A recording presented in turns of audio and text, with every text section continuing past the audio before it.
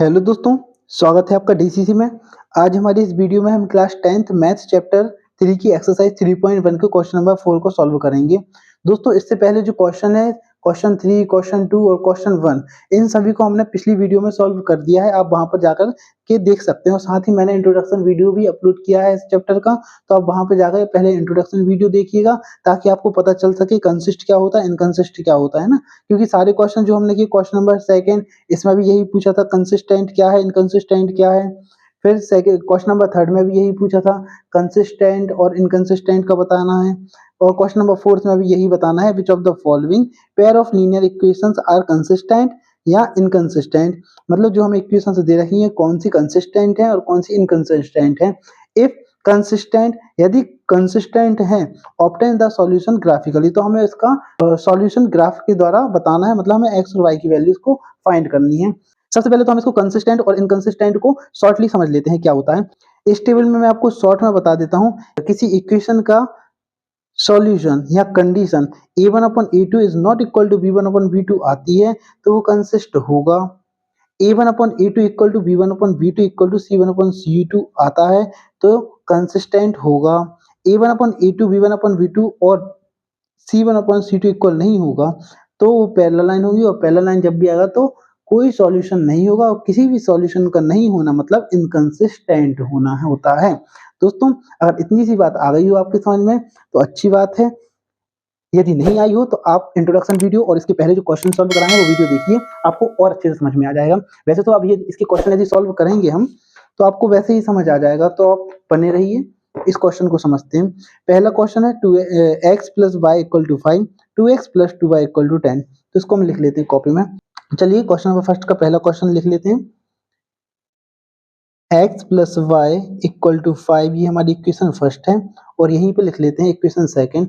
दोस्तों आप लेकिन चलिए लिख ही लेते हैं यहीं पे 2x plus 2y equal to 10, ये हमारी इक्वेशन सेकंड हो गई। अब हमारा सबसे पहला काम क्या रहेगा कि हमें a1 a2 b1 b2 और c1 c2 की वैल्यू निकालना है। तो चलिए स्टार्ट करते हैं। a1 upon a2 equal to a1 की वैल्यू x के साथ कुछ नहीं होता तो 1 मानते हैं। a2 की वैल्यू x के साथ जो भी होता है नीचे वो लिख देते हैं। b1 और v2 की वैल्यू, v1 की वैल्यू क्या होगी y के साथ कुछ नहीं है तो 1, b2 की वैल्यू y के साथ 2 है तो 2। c1 और c2 की वैल्यू क्या होगी, c1 की वैल्यू होगी 5 और c2 की वैल्यू होगी 10। यदि ये कट रहा है तो काट दो, 5 1 जा 5, 5 2 जा 10। अब देखिए a1 a2 b1 b2 c1 c2 एक दूसरे के इक्वल हैं, और जब भी इक्वल होंगे तो ये क्या बनते हैं, ये बनते हैं कोइंसिडेंट। और कोइंसिडेंट में कंसिस्ट होती है इक्वेशन, और जब भी कंसिस्ट होगी हमारे लिए ग्राफ में सॉल्यूशन करके दिखाना होगा। सबसे पहले हम लिख देते हैं a1 अपॉन a2 इक्वल होंगे v1 अपॉन v2 के, और v1 अपॉन v2 इक्वल होगा c1 अपॉन c2 के। तो हम यहाँ पे लिख देते हैं lines are coincident, therefore equations are consist।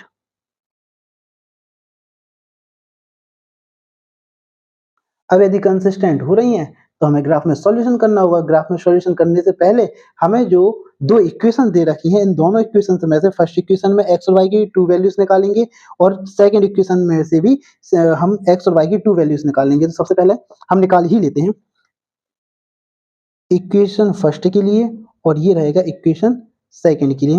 First equation के लिए सबसे पहले हम बॉक्स बना लेंगे।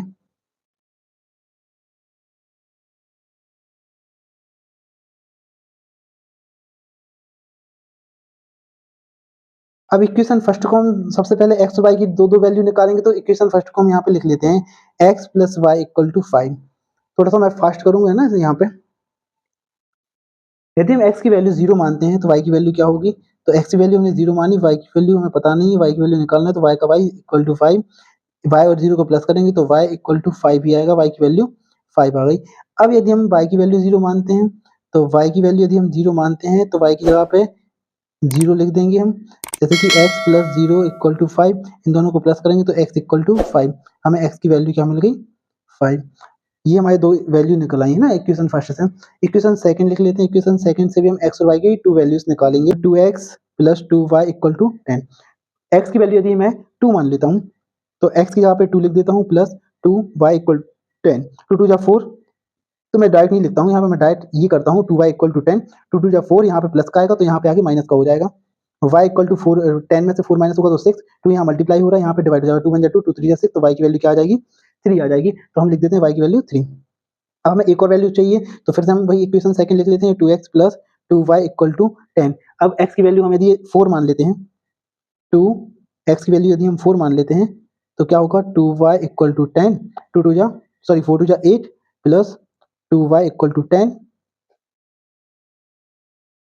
2y इक्वल टू 10 प्लस का यहाँ पे आगे माइनस का 8 हो जाएगा, 2y इक्वल टू 10 में से यदि हम 8 को माइनस करेंगे तो क्या हो जाएगा, यहाँ पे 2 ही आ जाएगा, 2 से 2 कैंसिल हो जाएगा, तो y की वैल्यू क्या आएगी, हमारे लिए y की वैल्यू मिल जाएगी 1। तो यहाँ पे हम लिख लेते हैं, यदि हमने क्या यहाँ पे x की वैल्यू क्या मानी थी 4, तो हमारे लिए y की वैल्यू 1 मिल गई। अब इसको हम करेंगे ग्राफ में सॉल्व, तो ग्राफ के लिए हम अगले पेज पे चलते हैं। हम यहाँ पे ग्राफ बना लेते हैं।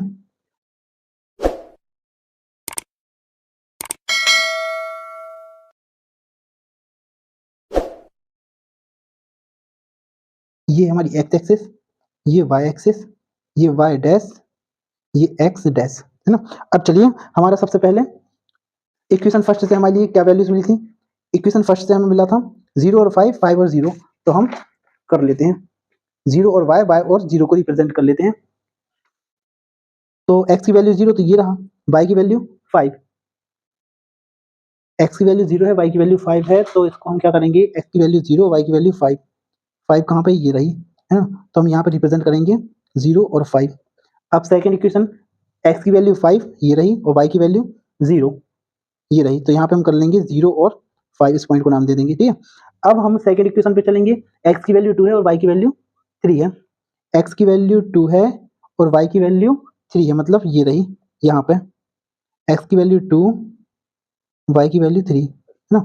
अब नेक्स्ट है 4 और 1, x की वैल्यू 4 ये रही 4 और y की वैल्यू 1 ये रहा, मतलब 4 और 1।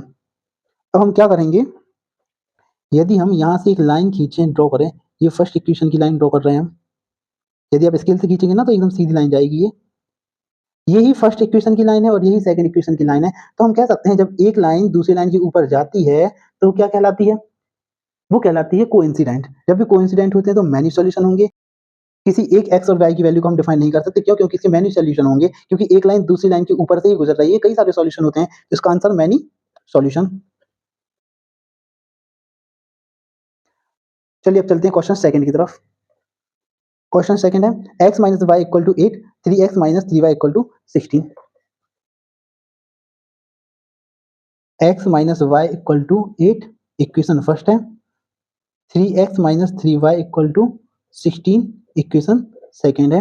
हम सबसे पहले a1 a2 b1 b2 और c1 c2 की वैल्यूज निकाल के देखेंगे ये किस कंडीशन को फॉलो कर रहा है। a1 upon a2 equal to x की वैल्यू 1, a2 की वैल्यू सॉरी a1 की वैल्यू 1, a2 की value 3, b1 upon v2, b1 की वैल्यू 1 है माइनस का और v2 की वैल्यू माइनस का 3 है, माइनस माइनस कैंसिल, c1 और c2 की वैल्यू, c1 की वैल्यू 8 है और c2 की वैल्यू 16 है, 8 1 जा 8, 8 2 जा 16, यहाँ पे 1/3, यहाँ पे 1/3, यहाँ पे 1/2, मतलब हम कह सकते हैं a1 अपॉन a2 इक्वल है v1 अपॉन v2 के, और v1 अपॉन v2 इक्वल नहीं है c1 अपॉन c2 के।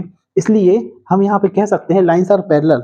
ये कंडीशन किस मतलब ये जो कंडीशन आई है किस चीज को फॉलो करती है, जब दो पैरेलल लाइन होती हैं जो एक दूसरे से कभी एक टकराती नहीं है, मतलब एक दूसरे को कभी किसी एक पॉइंट पर इंटरसेक्ट नहीं करती है कभी भी, तो वो क्या कहलाती है, पैरेलल लाइन। तो हम लिख देंगे यहाँ पे lines are parallel therefore equations are inconsistent।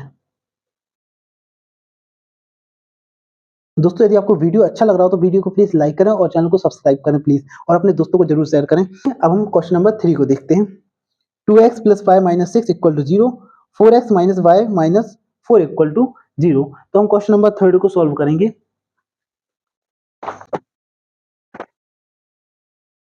Third equation है 2x plus Y minus 6 equal to 0 equation first, 4x minus 2y minus 4 equal to 0 equation second. यहाँ पर ही वही हम a1 a2 b1 b2 c1 c2 की value निकालेंगे। a1 upon a2, 2 upon 4, b1 upon v2, 1/2 minus का C1/C2 -6/-4 कुछ cut रहा है क्या? हाँ, ये कट रहा है। 2 1 जा 2, 2 2 जा 4, 1/2, 1/-2, ये माइनस माइनस कैंसल, 3 2 नहीं 2 3 जा 6, 2 2 जा 4। मतलब यहाँ पे कुछ भी नहीं मिल रहा है। मतलब ये अगर हम इन दोनों का कंपेयर करें, A1/A2 is not equal to V1/V2। जब भी ये कंडीशन आती है तो वो क्या होती है? Intersecting line. और जब भी इंटरसेक्टिंग आती है तो मैनी सॉल्यूशन या सॉरी वन सॉल्यूशन या यूनिक सॉल्यूशन होता है। तो हम यहाँ पे लिख देते हैं lines are intersecting, lines are intersecting, therefore equations are consist। जब भी कंसिस्टेंट होगी तो हमें ग्राफ में सॉल्यूशन करना होगा, है ना? ग्राफ में जब भी सॉल्यूशन करेंगे तो हमें एक्स और वाई की टू वैल्यू चाहिए पड़ेंगी, इक्वेशन 1 से भी और इक्वेशन 2 से भी। तो यहाँ पे हम इक्वेशन 1 की 2 वैल्यू निकालेंगे, यहाँ पे हम इक्वेशन 2 की 2 वैल्यूज निकालेंगे।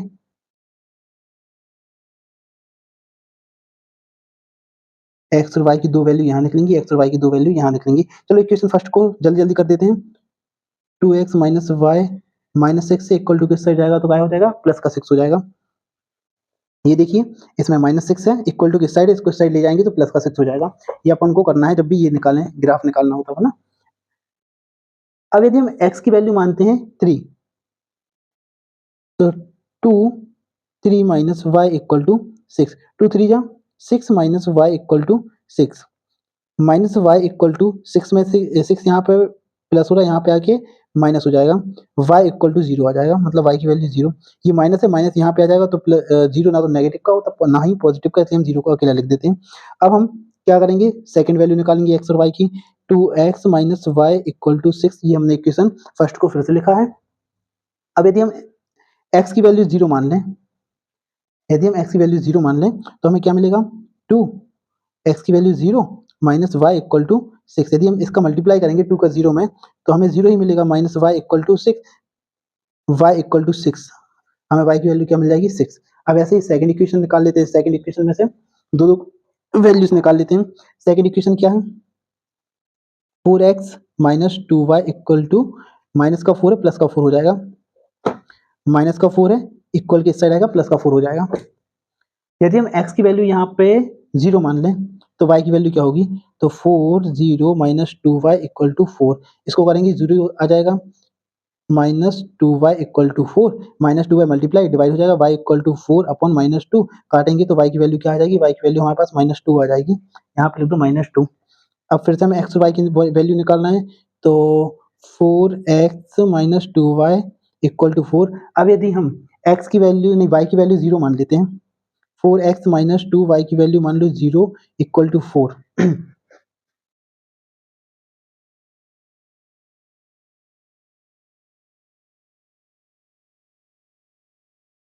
तो 4x इक्वल टू 4, यदि हम इसको सॉल्व करेंगे भी ना तो 0 आ जाएगा, तो इसलिए मैंने डायरेक्ट लिख दिया। 4 से 4 कैंसिल कर देंगे तो x की वैल्यू 1 आ जाएगी। तो यहाँ पे हम x की वैल्यू 1 लिख लेते हैं। अब हमारे पास जो दोनों इक्वेशंस की दो x और y की वैल्यूज आ चुकी हैं, अब हम इसको ग्राफ में रिप्रेजेंट कर लेंगे।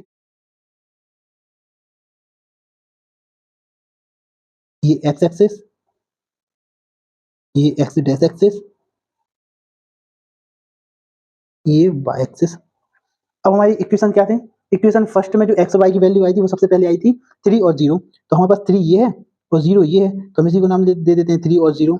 उसके बाद 0 और 6 आया था, x की वैल्यू 0 थी और y की वैल्यू 6 थी, ये 0 और 6 आ गया।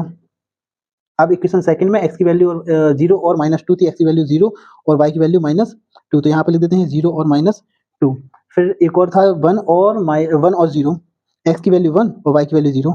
तो यदि हम इसको लाइन ड्रॉ करें यहाँ से, इस पॉइंट से होते हुए, इस तरह से होते हुए ऐसे, और हम इक्वेशन फर्स्ट को मीट करें, जो भी 2 पॉइंट मिले हमें, इस तरह जब स्केल से खींचेंगे तो और अच्छी सीधे तरीके से ये खींचेगी। तो हम देख पा रहे हैं कि ये जो पॉइंट मिल रहा है हमारे लिए, जहाँ दोनों लाइन एक दूसरे को इंटरसेक्ट कर रही हैं, तो वो हमें 2 पे और यहाँ पे 2 पे मिला। जब आप लाइन स्केल से ड्रॉ करेंगे तो ये बिल्कुल सीध में आएगा। तो हमें क्या पता चला कि हमें x की वैल्यू 2 है और ये वाला पॉइंट में y की वैल्यू भी 2 है। तो ये x की वैल्यू हो गई, ये y की वैल्यू हो गई। हमें x और y की वैल्यू मिल गई, x equal to 2, y equal to 2। यही हमारा आंसर होगा दोस्तों। अब हम अपने क्वेश्चन नंबर 4 को सॉल्व करते हैं। क्वेश्चन नंबर 4 है 2x minus 2y minus 2 equal to 0, 4x minus 4y minus 4 equal to 0। इसको और सॉल्व करते हैं, ये आखिरी क्वेश्चन है। 2x minus 2y minus 2 equal to 0, equation first. 4x minus 4y minus 5 equal to 0, ये सेकंड इक्वेशन। जल्दी से a1 a2 की वैल्यू निकाल लेते हैं। a1 a2 की वैल्यू 2/4 काट देते हैं, 2 1 जा 2 2 जा 4। v1 और v2 की वैल्यू निकाल देते हैं। v1 की वैल्यू है -2, v2 की वैल्यू है -4, माइनस से माइनस कैंसिल, 2 1 जा 2 2 2 जा 4। c1 c2 की वैल्यू निकाल देते हैं, -2/-5, माइनस से माइनस तो कट जाएगा लेकिन ये नहीं कटेगा। तो हम क्या करेंगे, हम देख सकते हैं कि a1 a2 और v1 v2 की वैल्यू सेम है, लेकिन c1 c2 की वैल्यू सेम नहीं है। तो हम लिख देंगे यहाँ पे a1/a2 equal to v1/v2 is not equal to c1/c2। तो जब ऐसी कंडीशन आती है तो हमें पता चलता है कि ये क्या है, पैरेलल लाइन। और जब पैरेलल लाइन आता है तो ये इनकंसिस्टेंट होता है। तो हम लिख देते हैं lines are parallel, therefore equations are inconsistent. जब इनकंसिस्टेंट होता है तो ग्राफ नहीं बनता है, जब ग्राफ नहीं बनेगा तो यही हमारा आंसर हो जाएगा। दोस्तों वीडियो अच्छा लगा तो प्लीज लाइक करें।